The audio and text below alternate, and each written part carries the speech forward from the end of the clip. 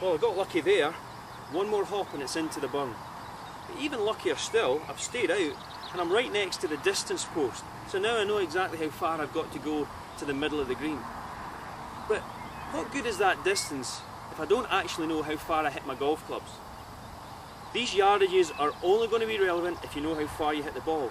But I'm standing next to what I call the comfort blanket for amateur golfers. All too often in my lessons I hear, I generally hit my 7-iron 150 yards. And they then base every single yardage around that. The 8-iron will go shorter, the 6-iron will go slightly longer, but they think every time it's 150 it's a 7-iron. Whether it's into the wind, whether it's downwind, uphill, downhill. 150, it's a 7-iron. It's the stock answer I hear all the time.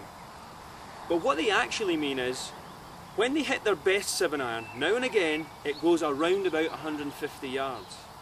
But guys, we don't hit perfect shots all the time. And generally when we mishit it, the ball will go shorter. And it's no coincidence that when guys and greenkeepers are setting up the golf course, all the trouble's in the front part of the green.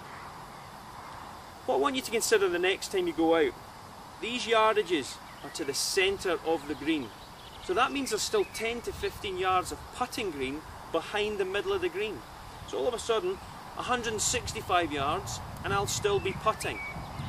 So what club will I hit 165 yards? Definitely not my 7-iron. Okay? All of a sudden I can factor in taking an extra club, maybe mishitting it slightly and still getting the ball onto the green.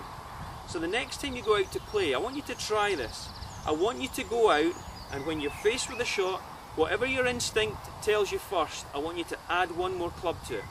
Swing easy if you think it's too much. But what will happen is that easier swing will hit more solid shots more often, and if you do slightly mishit the ball, it'll still have enough to get onto the green. That's just going to give you a chance to hole more putts, lower your scores, and not be worrying about all the trouble in front of the greens. So, two things need to happen. You need to work out how far you hit each club accurately, not just your best one. So get to the practice ground, hit your shots, 10 to 15 balls, pace it out and get an average. There's all sorts of gadgets on the go now as well. You've got GPS systems, you've got watches that tell you how far you have to the middle of the green. Use them, find out how far you hit each golf club, and then you'll be a lot easier to get the right yardage to the green. So the next time you're out there, take the yardage, add one more club and swing easy. I guarantee you'll hit the green more often. So let's give it a go.